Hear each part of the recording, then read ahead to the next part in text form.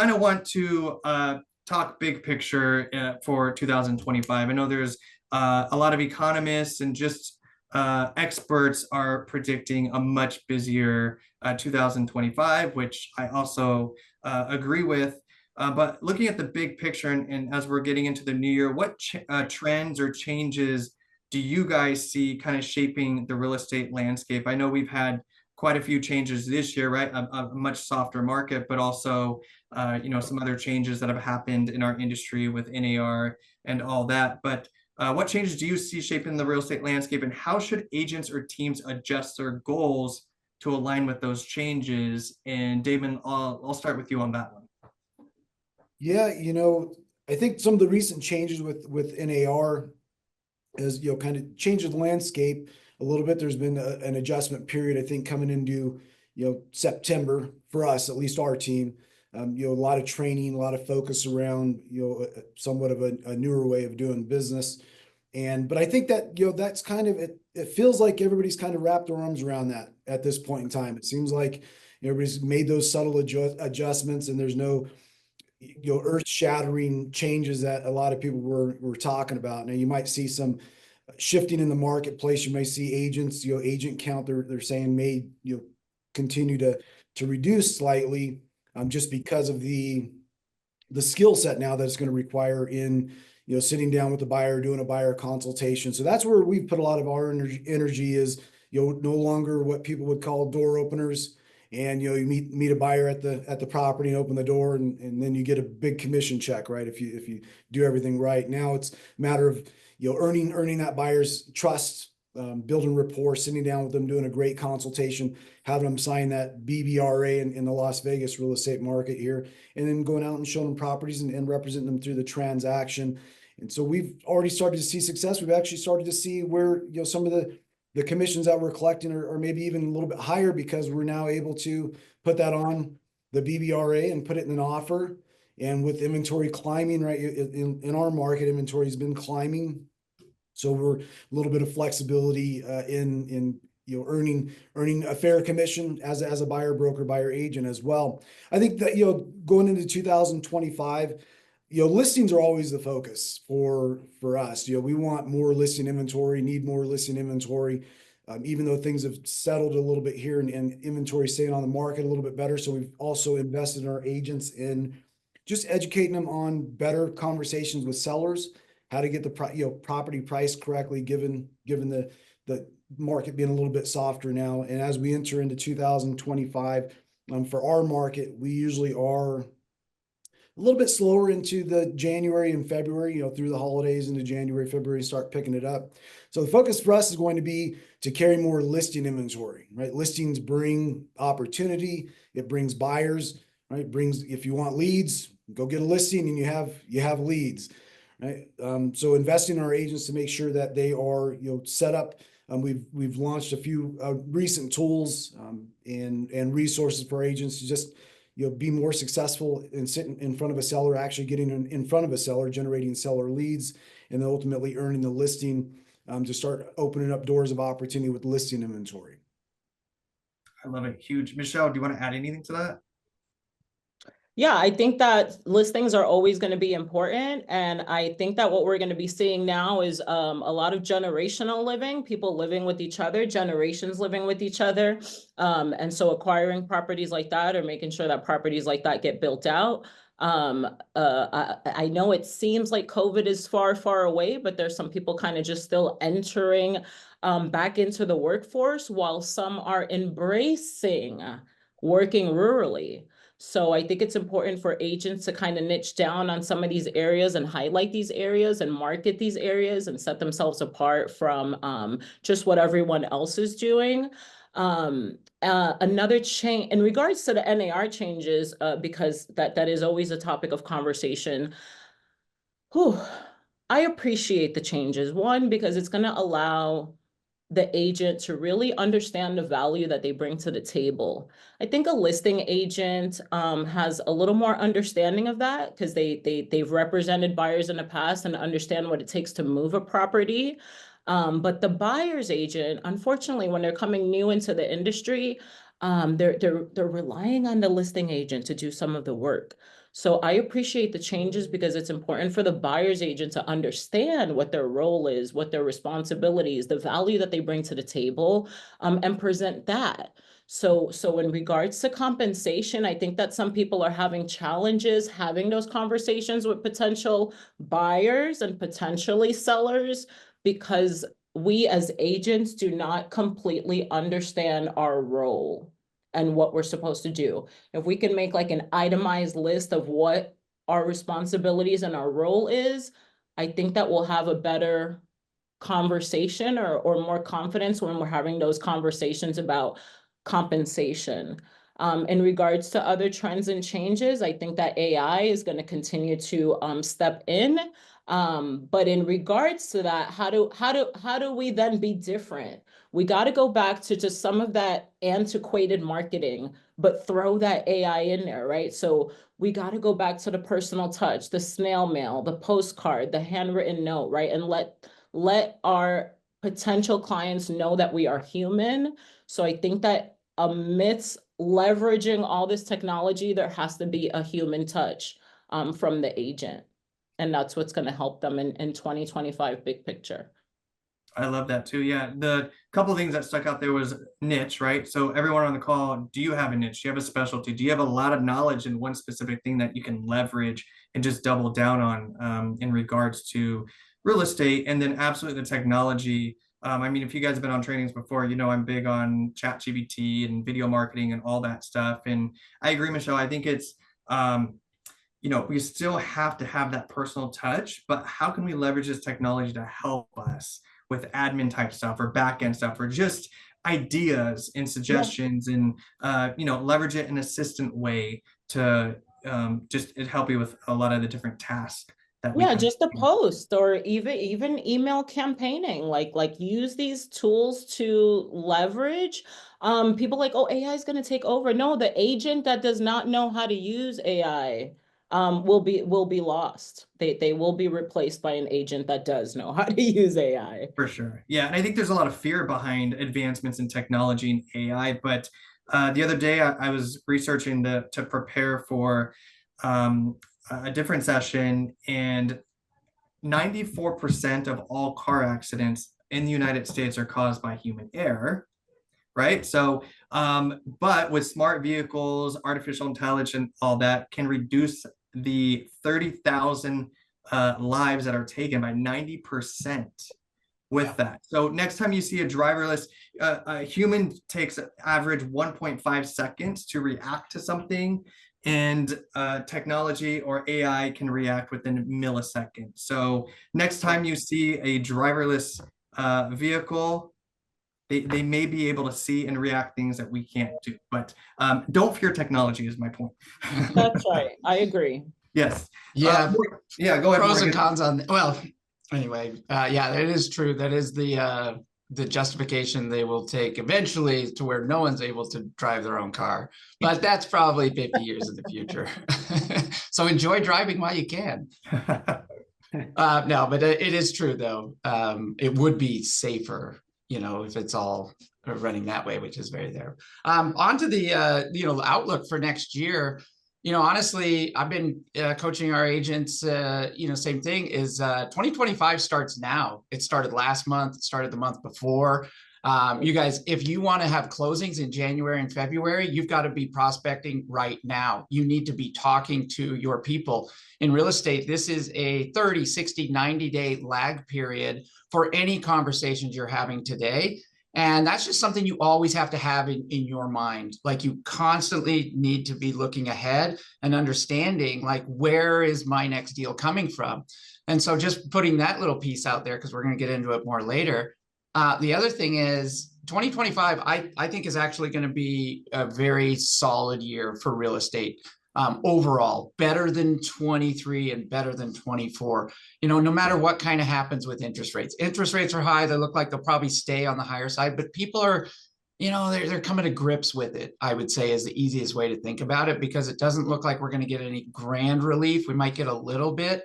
And that being said, so people are kind of understanding, okay, this is quote unquote the new normal, and maybe it'll get slightly better, but I think that's going to be a little bit improving. But I do feel overall People will probably feel a little better maybe about the economy and different things. So we're looking forward to having, a better, take the last 2 years. I do think 2025 is going to be better, meaning higher sales, a bigger piece of pie for you to go after and get yours. We have less agents, or, there were a lot of agents that left the market over the last couple of years because going was tough, or tougher than it was, let's say, in the boom times. But so those who are putting in the work today, next week, next month, they're going to really benefit. So if that's you on the other end, start working out your plans and your goals for 2025 and how you are going to crush it. Because it is going to be a great year. And just real quick on compensation, just what they said before, right now, you're able to really set that price as a buyer's agent, and you're not as dictated as you were once before of, oh, that guy's only, offering 2 bananas, whatever you want to say. And so now, know your worth. You are worth it. Put in the work, make yourself, available all the times, all those things, but you are worth it. We bring a lot of value to the table. We bring, whether you're listing properties or representing the buyer, you bring a lot of value to the table, and understand that, deliver that value, and then collect your check at the end of the day. I love that. Absolutely. And just to piggyback on the goal part of it, what's a tangible goal that you're setting for the upcoming year, Morgan? Yeah, so we have quite a few. So we recently we made in February of last year, we made the move over to Real Broker and brought the team in that with us. And so within that, we always are looking to grow and expand the team with great agents. And so we've been able to, there's been a number of great agents over the last few years, or the last year especially, that have joined forces with us, and some real power players and big hitters. So for us, we're always looking to gain our transaction count. We want to increase that bottom line. So we'd like to close, we'd like to break our all-time highs, which is 115 million. So I know that is something we're looking at. I think we'll finish just over 100 this year, which in a down, year is pretty definitely solid. But I definitely think we can eclipse that. The team is crushing it. Listings, there's a lot of listings helping our, getting sold and that. And honestly, it's not a bad time to rep a buyer. That's the thing. So those buyers, they have deadlines, they have time frames. There's a lot of opportunity as far as stuff to choose from. So, it's a great time to be in real estate. And if you've made it through the last couple of years, pat yourself on the back and get to work, because 2025 is going to be good again, or whatever you want to say, but it should be awesome.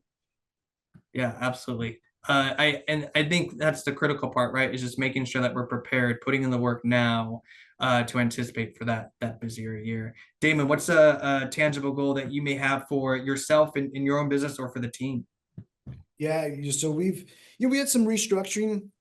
I call this a growth year for us. There's some relationships that I unwound and new relationships that I've brought on. So we're gonna close 2023. I think we did 136 million in sales volume, 200, just right around 300 transactions. We're going to finish above 100 million this year, right around maybe 250 transactions.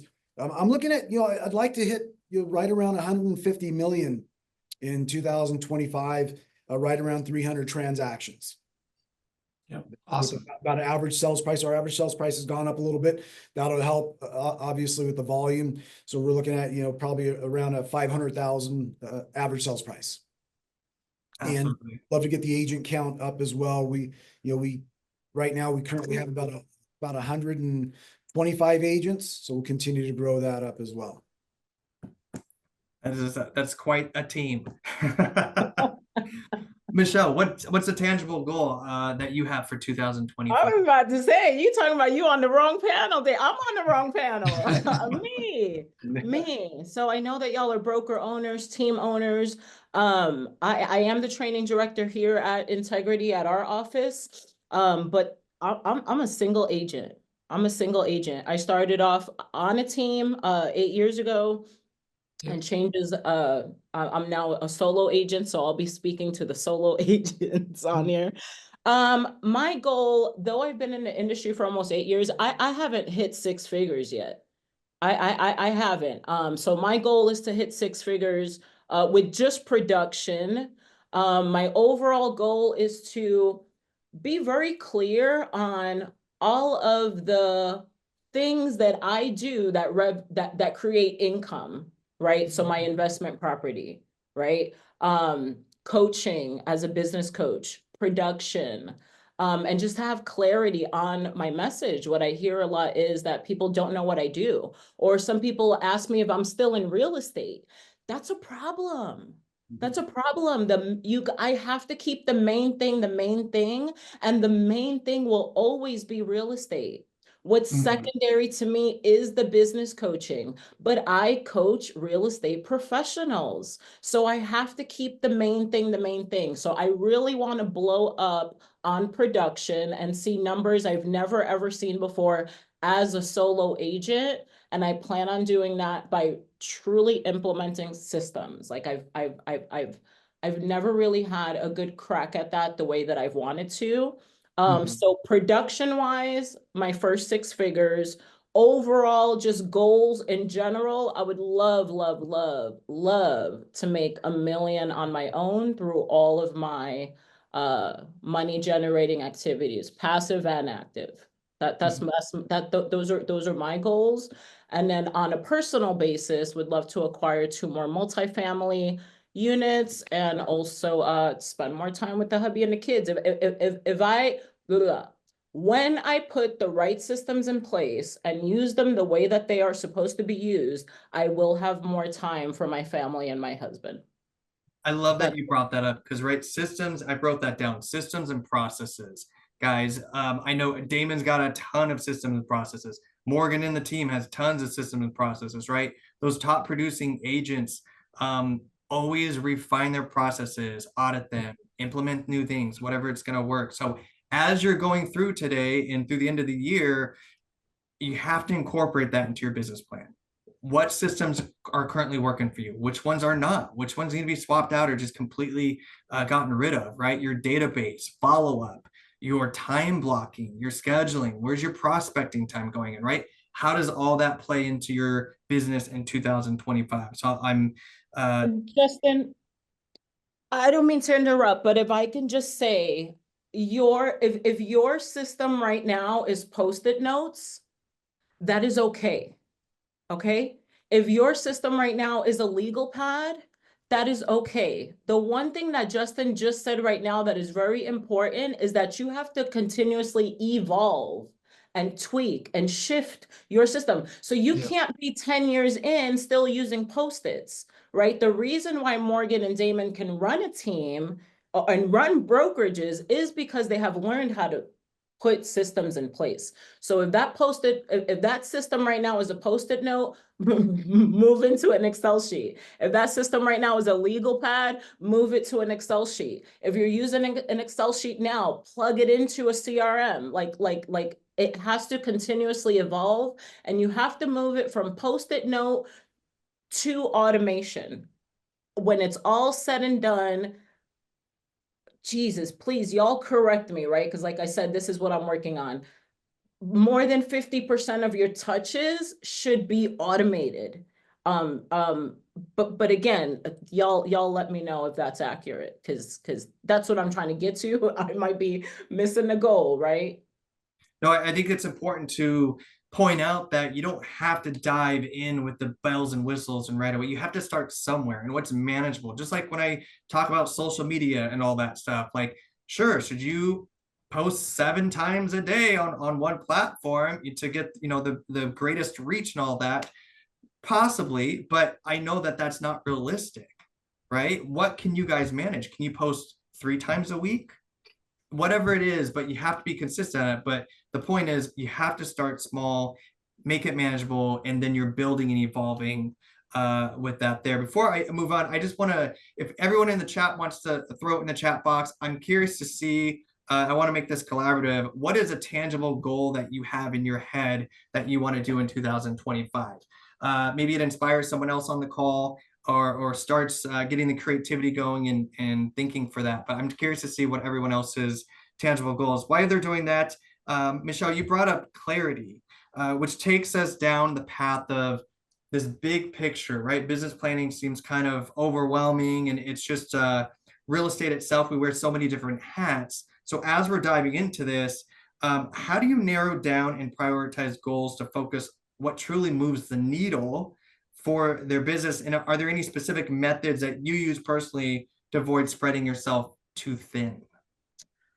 Oh, wow. To move the needle, I really think that we just still have to go back down to basics, right? The most important thing that I learned how to do for myself, that help the mindset, right? Because it's about a shift in your head. Like you got to figure out what you need to do to get you going.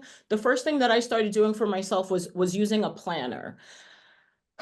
And you're like, well, that's just dumb. Like we're supposed to get some strategies on here, right? But it's about getting into the habit of just writing stuff down. Like in January, we all use the planner how we're supposed to.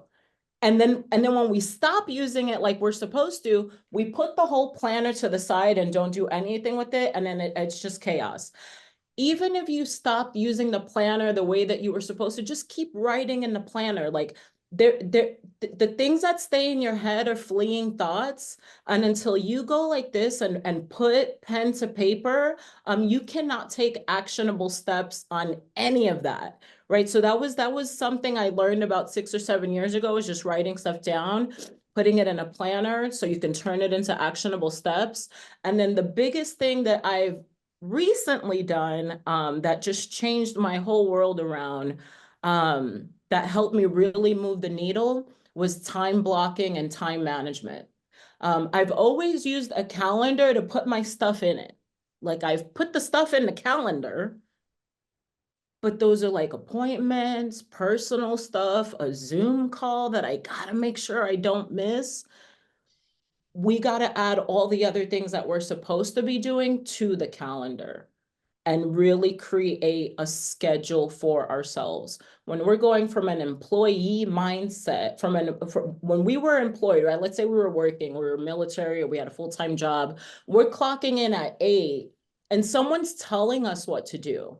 Most people come into this industry because they want the freedom of time, they want flexibility, they want to do things when they want, but that only works if you're putting 120 hours into your week every week. Then you get to put all the other things that you want. But the calendar is detrimental because it really allows you to figure out what you need to do. It gives you clarity. And though it seems like you're micromanaging yourself, what the calendar does is it gives you time back.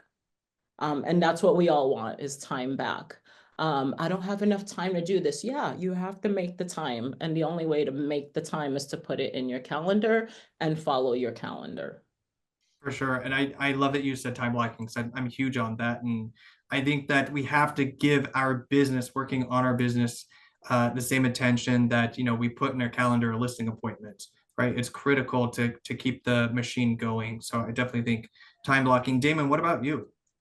Yeah, I love everything Michelle said. There's so many things that, that we, that are repetitive here, which I love hearing, because it's it's the fundamentals. It really is the fundamentals. Okay. And, one of the things I do a lot of business planning with my agents. I actually do business planning for outside agents as well.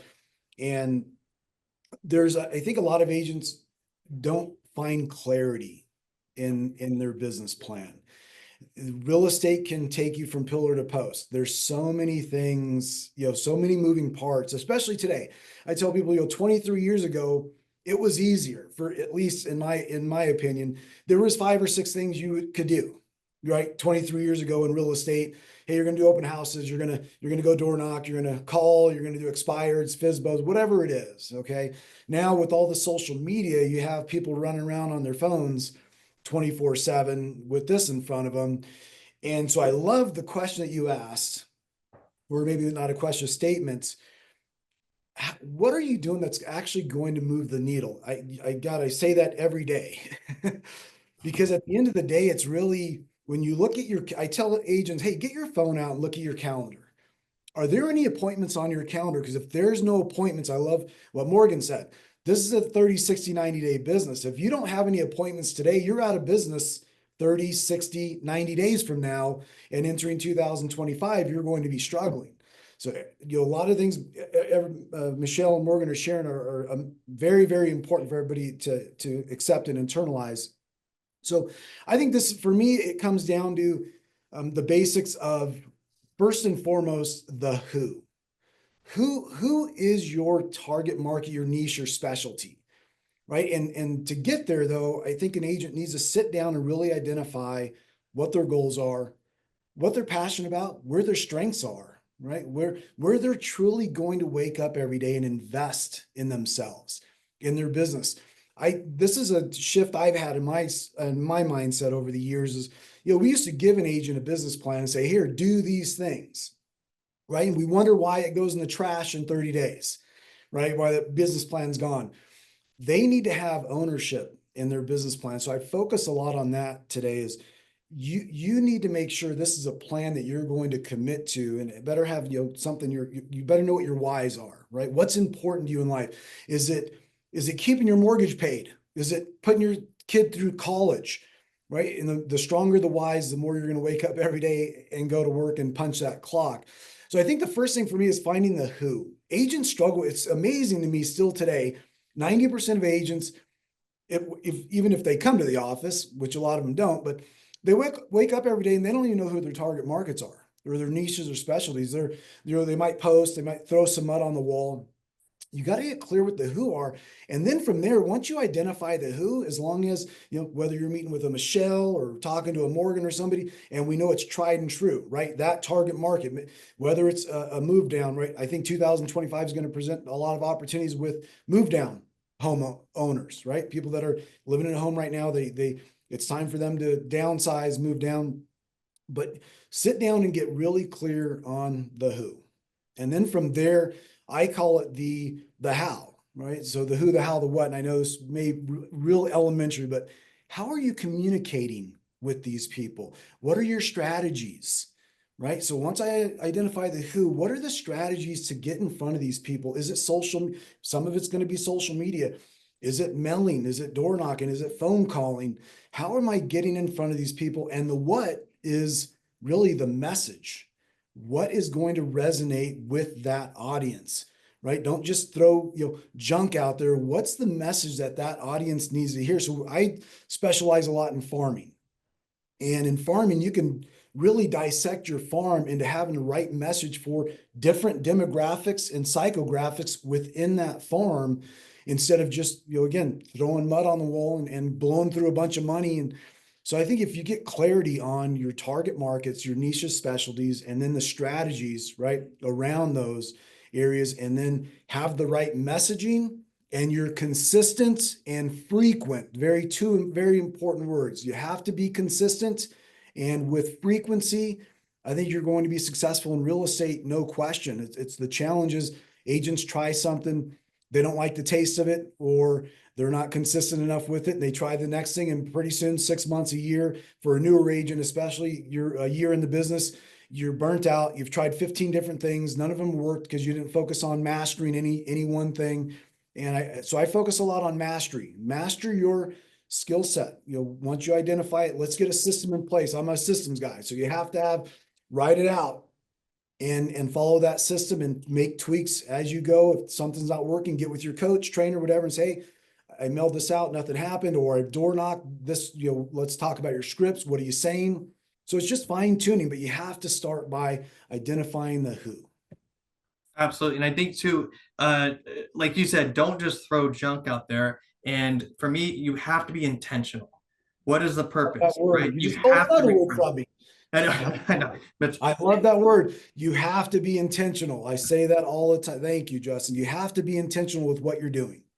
absolutely, yes. And there's got to be for the greater purpose, right? And it goes back to your why and getting that structured out in that sense. But Morgan, I definitely want to jump over to you with this as well. Is how do you narrow down whether you or the team and prioritize those tasks or revenue generating tasks that actually move the needle? Yes, it's a really good point, and Damon brings up a great point. So I think anybody who's had success in real estate or starting out, you could look back and start to identify. But the thing you always have to keep in mind is we're all different. We're all individuals. We all have different strengths, weaknesses. We will all connect with different people in different ways. And so one of the things is, and just like Michelle said, identify maybe your niche market. And understand you can go beyond that and everything, but as you're identifying that who, you can say, okay, who do I see myself most likely working with over the next year? Who are the people at my church? Maybe I'm heavily involved in kid athletics or school systems or different things. And it's like, could I see myself working with these types of people? And starting to kind of identify that, and then formulating plans on ways to get in front of them and stay in front of them. Consistency is huge. Frequency of message is huge. Knowing what you are doing. And if you're totally new and you don't even quite know that yet, I mean, start identifying, again, your sphere of influence, all of those kind of things, which is good. But also, even open houses, it is really about, remember, because not everybody loves the word goals. Goals are intentions. When you're setting it out there and I'm intending to do this, and sometimes the path to it isn't always clear, but you're saying, I believe, because there's a great quote, I'm not going to remember it, but essentially, goals without action are worthless. And so any of your goals, you then have to break down, okay, what are my action items I'm going to take on a daily basis in order to hit this goal, and you want to refine that and get down, and appointments are key. Contacts are key. Appointments are better. And there's kind of a hierarchy here that you're going, we all need leads in this business, and you've got to, it's a total misnomer. See, the general public and everybody out there, they think that you get a real estate license and you stand in the middle of the road and you wave your arms and cars just pull over and people say, hey, I want to work with you. I want to work with you. And they feel they have this impression that it's easy, that it's super easy. Once I get licensed, smooth sailing, the train runs itself. Nothing could be further from the truth. It is sales. It is a grind. It's a daily grind. It's a weekly grind. It's a yearly grind. I'm 20 years in the business. It's still a grind. And you have to have that mindset. You have to understand that, there's going to be the longer you're in the business, you're going to get calls from repeat customers. But if you don't stay in front of them, you're also going to get, oh my gosh, they just sold that house that I sold them 3 years ago. What the hell, and if anybody who's in the business has felt that probably more than a few times, because it happens, and it's, it hurts, but it's your fault. You have to understand, it is all your fault. It's your fault for not staying in better touch with them. It's your fault for not understanding that they were getting ready to, have a life change or different things. And so anyway, going back though, you want to be consistent and intentional. And even if you're new and you're choosing open houses, pick open houses that are going to attract the type of people that you relate with, that are in a neighborhood, get to know the neighborhood, make sure you understand it and the comps. And so your intentions start before you ever get in front of that individual. And so looking at that, and then for those of you that are working a little more seasoned and understand these things, one thing I think that has always helped me a lot early on is we started really getting intentional year after year of raising our price point. Now the market was going up, yes, but we knew each and every year we wanted to be selling more expensive homes and working with a little bit. And so going back 10 plus years, I mean, I had a goal of, here's my number of closings. I want 4 closings over $1 million. $1 million used to kind of be a luxury market, but and it's nice to get intentional around that. Well, how do I do that? And what I would also say is understand that it's you're climbing the stairs. I see some agents that kind of get in and they're like, I want to work luxury. I want to sell $5 million homes or $10 million homes. Great. Okay. Well, do you run in any luxury circles?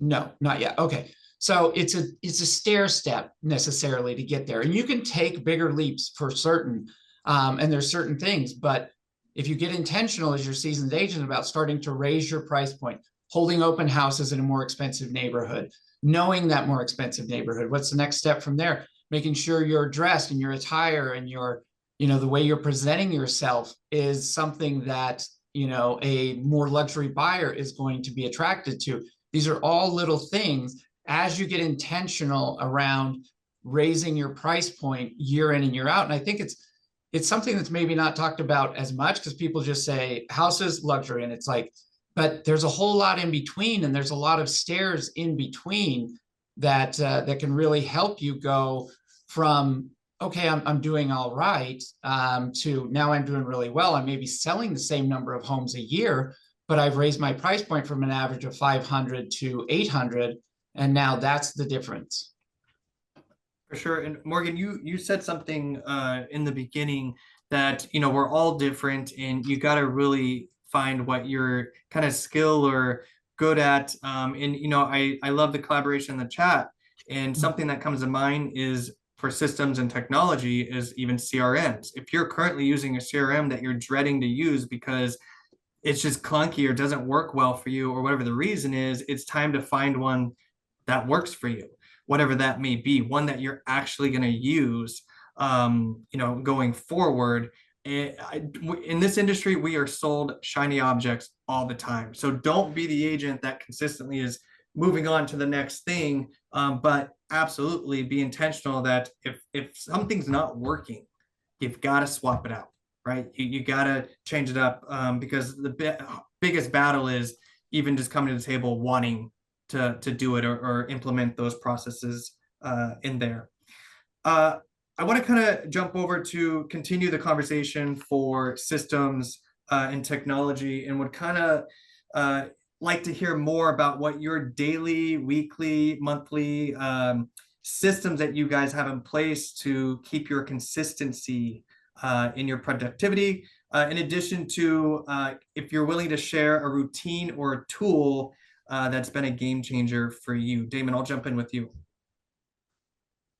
Yeah, for me, right now, my focus is implementing tangible, relatable, useful tools and resources for our team. So that has been my focus, really day in and day out. I haven't focused a lot on my own individual business. That's something I am just now getting started on, getting back to farming, back to some of the basics and in implementing systems there. But the great thing about that is as I create things for my own personal business, I'm able to share it with the team as long as it's tangible and relatable to them at some level. Right now, we invest in a state-of-the-art CRM, right?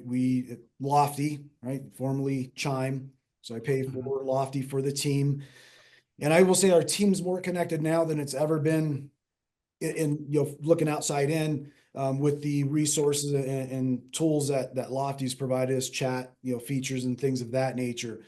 So that really has been a focus of ours, to get our agents in. Now, as we know, a CRM is only as good as you using it. So if an Excel spreadsheet is much more inspiring to you, then you're probably better off using an Excel spreadsheet, right? If you're not going to use a state-of-the-art CRM. So for us, though, it's really about, for me, it's about streamlining the process for our agents. What can we give you? What can we provide you that's going to get you into action instead of having you sit at the computer for 8 hours a day trying to design something or create something. And so that has been a really big focus of mine, is what tools without junking it up and without just launching a bunch of stuff. I think agents are overwhelmed with all of the bells and whistles, the shiny objects, as you just said, right? There's so many.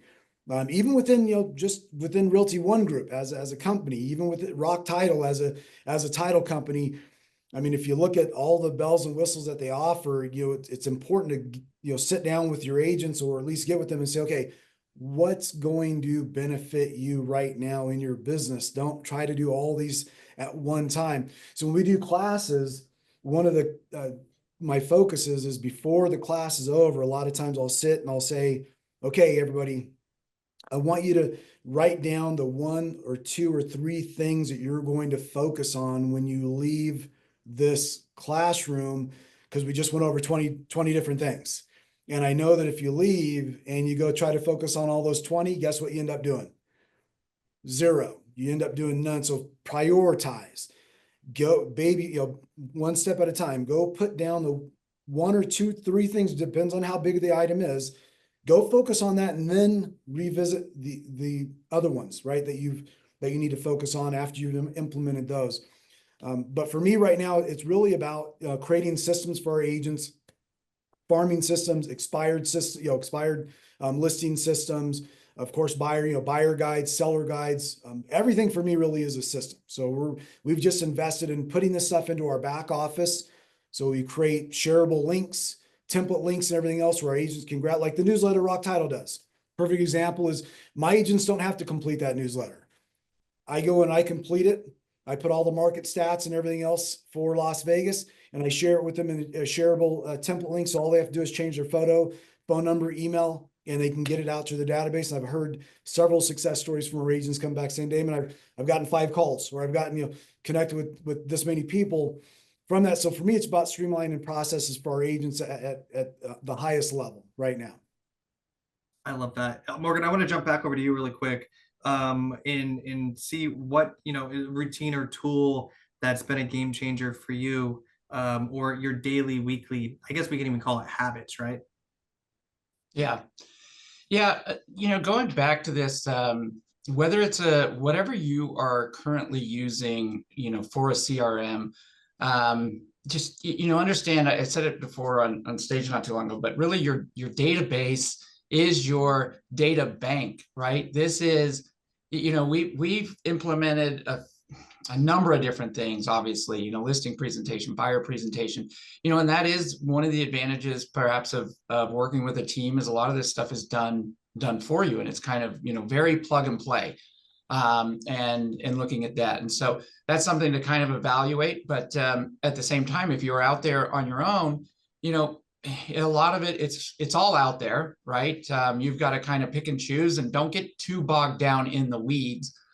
Because like Justin said, there's a shiny object syndrome in real estate, and you will be sold 1,000 different things for just $99 a month. And if it just leads to one deal, but you can get really just hosed by that.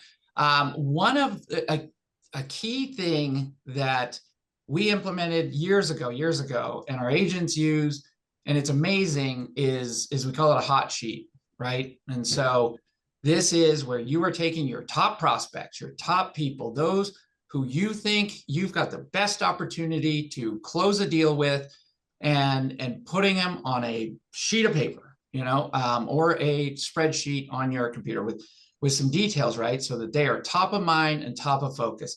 And then you want to break that down. And I like to put kind of like a timeline with them. Okay, here's who I think my top prospects for the next 90 days are. These are the people that I'm looking at. And then I go out, like, what about 6 months? And then I want to keep those people within a year. But these are really individuals, less than 12 months, right? For the most part, it's not a bad thing to have people that are longer out on there. I mean, if you have, and then your goal on a weekly, daily basis is to add more people to your hot sheet, to add more people on there, and make sure you're following up with them. And, you're kind of, sometimes you're moving people up, or maybe you're moving them down, different things. But the point is, you're not losing focus. And some of these people that you talk to, because right now you're maybe connecting with people and they say, yeah, maybe in the spring, I'm looking to do something and all of that. Well, you can lose sight of these people pretty easily and find out that they bought a house 2 months ago. And you don't want to do that. That's where your CRM comes in and your different things. But if you can just focus on a hot sheet, and get intentional around it in different ways, and focus on adding people on there, booking appointments, it also gives you direction, big or small, to say, okay, are all of these people taken care of? Have I done things that I need to do to facilitate this sale?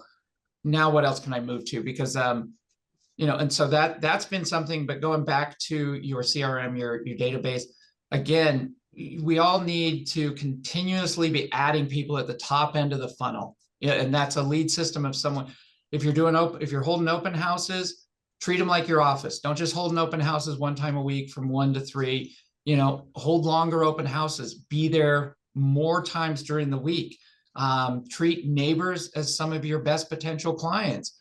You know, as they come in, you want to get to know them a little bit. That's the thing. If you're there consistently and a neighbor sees you're putting in the work consistently, they're more likely to, you know, if they just meet you once and they never see any activity there again, maybe not. But if they see that you are consistent day in and day out, holding that open house, working to get the home sold, when it comes time for them to list, they're more likely, you know, to give you a call. And so get there, you have time on your hands. If it's slow, make some reach outs, touch your SOI, you know, do your things. But you can really hold an open house and treat it like your office. And then, you know, like Damon said, work to be adding people to your hot sheet, and furthermore, appointments to that calendar each and every day, each and every week.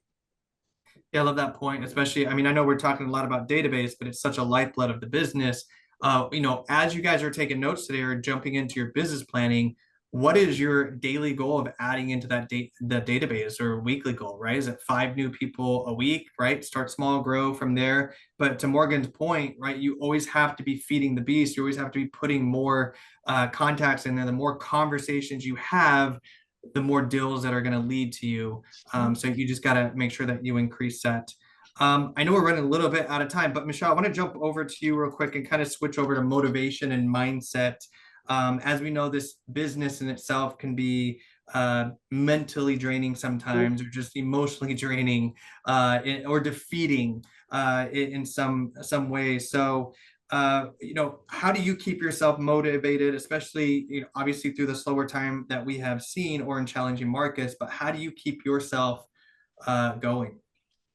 The people I surround myself with, the things I do, my habits, my training.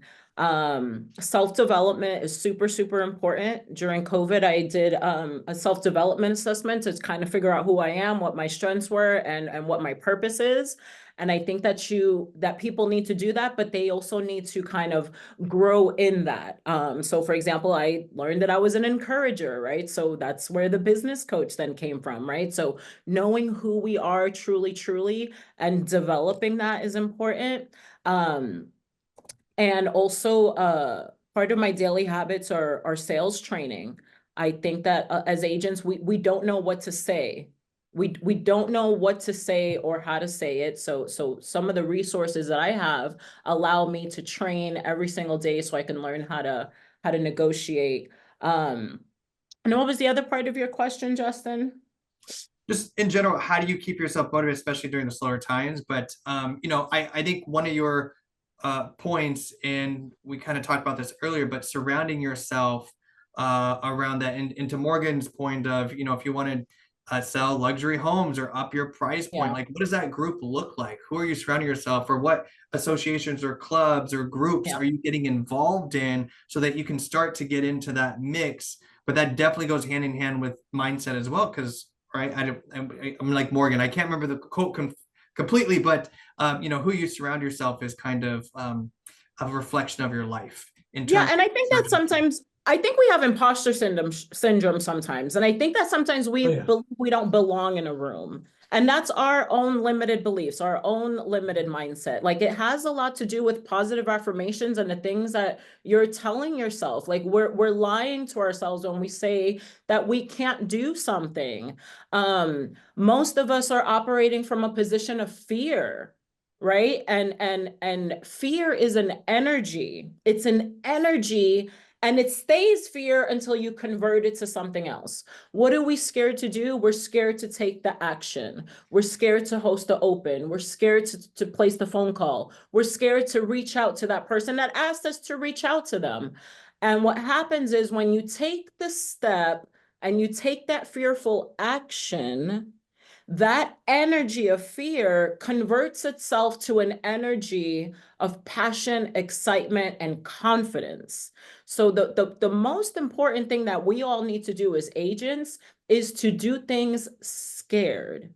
Let the fear be what guides you in the direction that you need to go in, right? Because there's only growth when we're stepping out of our comfort zones. So we have to do the things that scare the living Jesus out of us.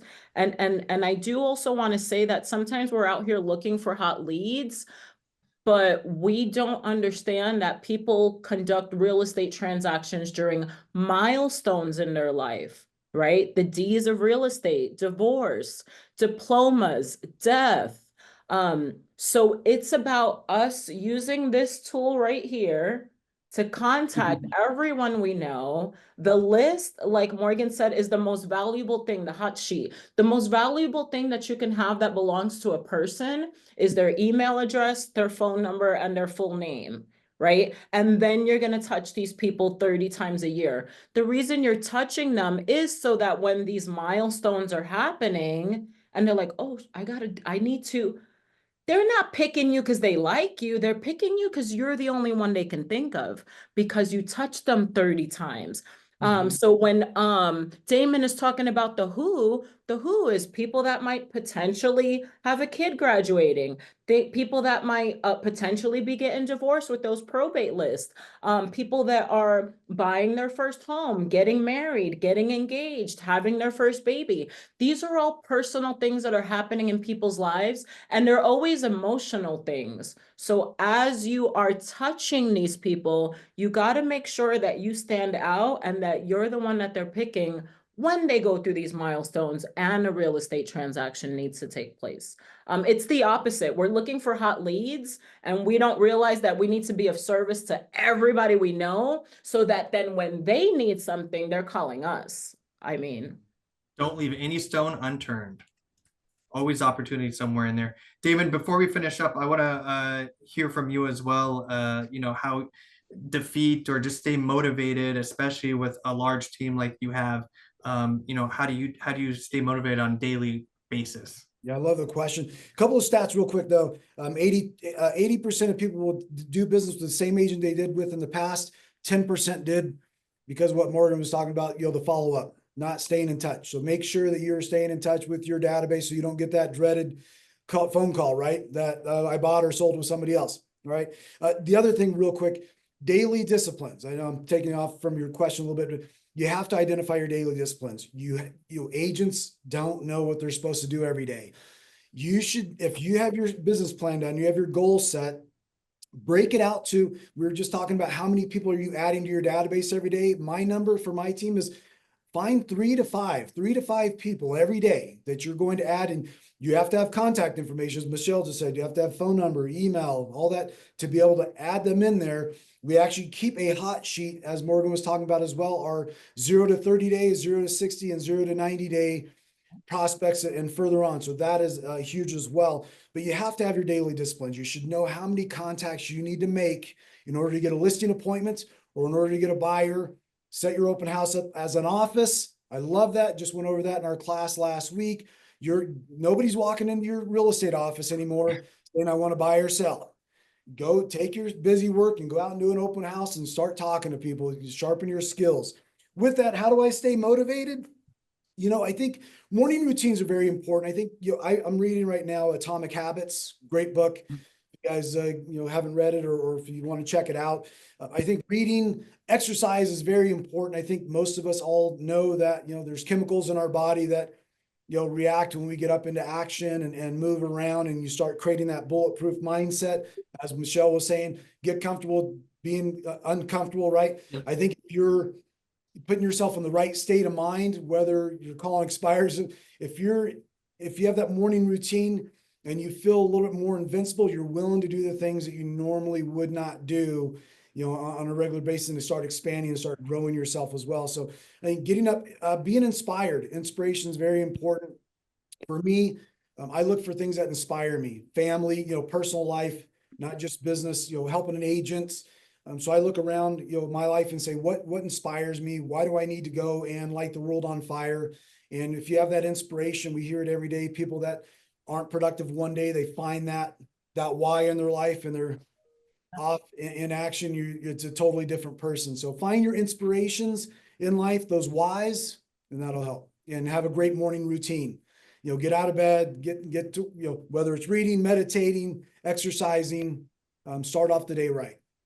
Absolutely. And just I know we talked a little bit about fear, but I feel like a lot of us fear communication in terms of that follow-up, right? And prospecting and, am I going to overwhelm them? But the amount of stories that I hear and see of going back and adding into your database your past clients. You're going through and adding them in, and then you realize, oh man, they sold with somebody else, right? Because you didn't stay in front of them. You didn't stay top of mind. So, you know, I always say you have to out communicate the competition. The only reason you should be fearing communicating is if you're not providing value. If you're just throwing junk out there, then yes, right? You got to be different. You got to stand out, and you have to provide value first.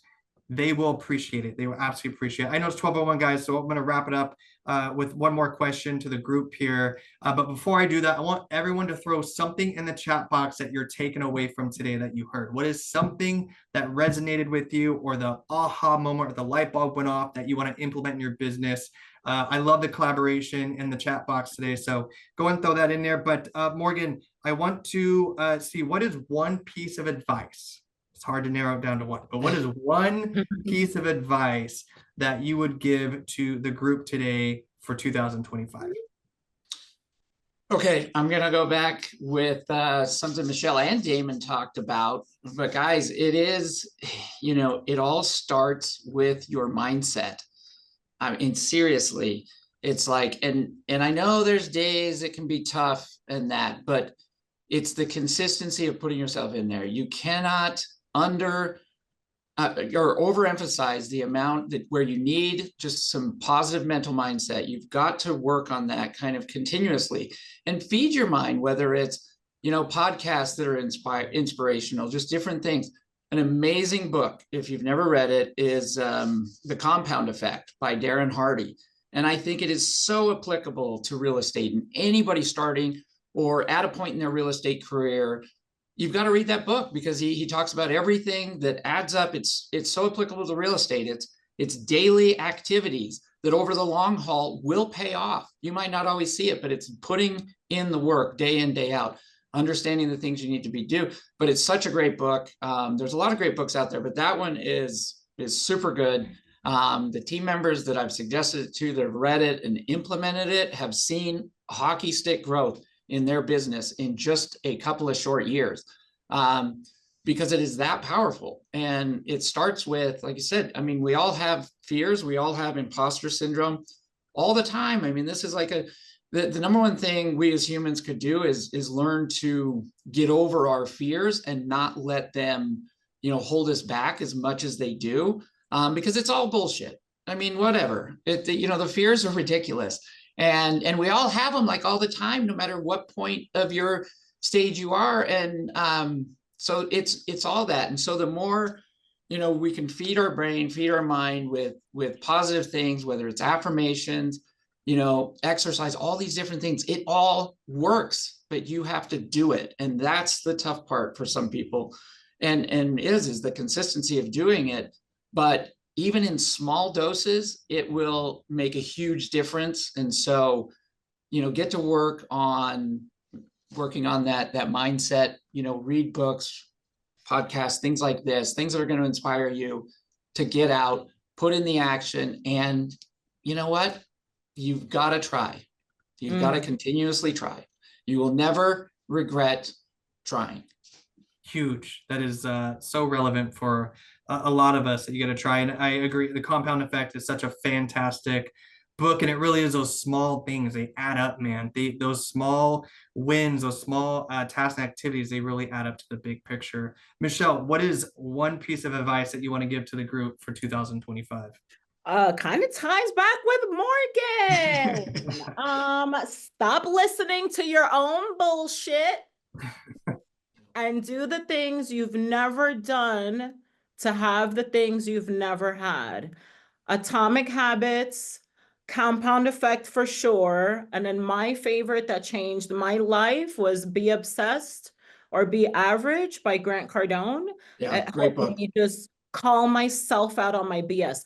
And what I want to say too is that it's okay to open the book and read it, right? But turn your car into a training place. Like, we're always commuting. Turn off the music, turn off the XM, turn on a podcast, turn on an Audible book, and turn your car into a training space. When you're feeding your mind all the things that it needs, it will become your language and your verbiage, right? Like whatever you're putting in is what's going to start coming out of your mouth. So I do recommend listening to those books on Audible first, put them on repeat, and then go get the one you open and read it while you're listening, right? We got to eat it, sleep it, breathe it, inject it, all of it.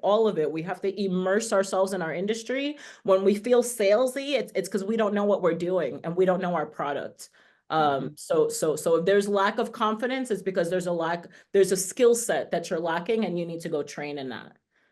I love that. Yeah, we definitely have a lot of opportunities. Like you said, we commute a lot. Even for me, like if I'm on a plane or Uber or whatever it is, I'm constantly consuming something. That's like my time to take in the information and just learn something new. Damon, what's something, a piece of advice that give to the world today? Won't repeat all these amazing, what these amazing people just gave you. I'm going to give you a couple of real basics is surround yourself with successful people, right? Surround yourself with the right people and remove the wrong people from your life, okay, or your surroundings. And then treat your business like a business. Wake up every day, go to work and treat your business like a business.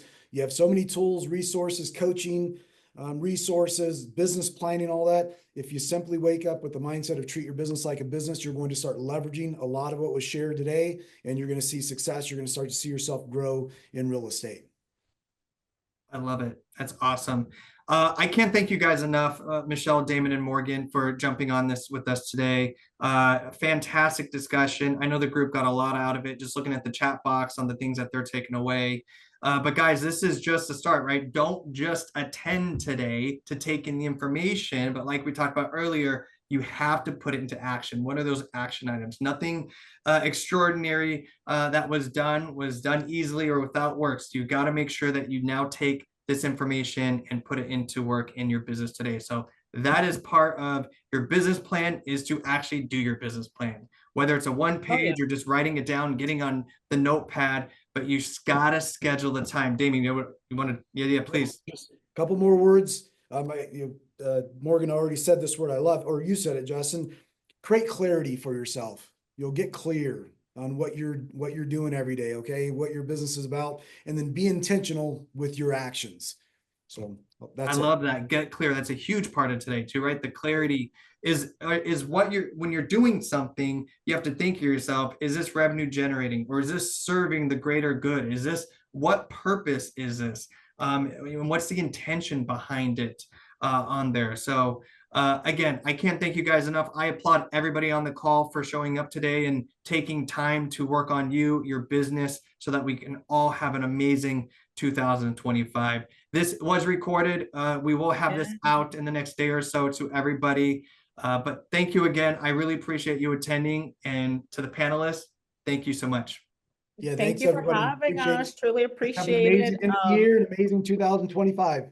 Yeah, look us up on social if you need anything. And then this QR code is to a new project I'm working on called the Busy Mom Show magazine. And I plan on putting all my links in there. So let me know. I'm open to your feedback as well. And Justin, I appreciate you so much. Thank you so much. My pleasure. Damon, how can people get a hold of you?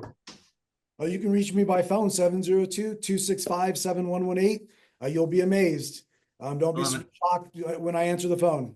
Damon's in the Nevada market. Morgan, how can we get a hold of the Mojo team? Yeah, that's awesome. So here in Scottsdale, Arizona, you can find us under Mojo Scottsdale, or that's the Instagram handle. That's also the YouTube channel, things like that. So I believe that'll take you to our link tree and different things. So yeah, come and give us a follow. Reach out with questions. We're Josh, my business partner, open book. So just anytime, we're happy. But like I said, guys, real estate, the thing is, you are in the greatest industry where there is more opportunity here than anything else you could be doing. Okay. It's there for the taking if you put in the time and the work. And those of you that are doing it, it can be a grind, but it's also can be the most rewarding. You get the opportunity to work with amazing people, get to know new amazing people, expand your areas of influence in life. I mean, it's really been, something, but you know, you get out of it what you put into it. And that's true each and every year of your career. I So love it. Great opportunity lies ahead. Yeah, Have Justin, a fantastic, yeah, go ahead. you guys can find us also on caldwellgroup.place online as well for online people. If you don't want to give me a call or shoot me a text, but caldwellgroup.place, that'll take you to our hub there. That's our agent platform. You'll find the outer facing. Once you join our family, of course, you have the back office with our team, but caldwellgroup.place. I that's love it. awesome. Have All a right, fantastic, everybody smile for a screenshot. Okay. Got it. have a fantastic day, guys. Go out there and change someone's life. We'll see you guys in the next one. Take care, Okay. guys. See ya.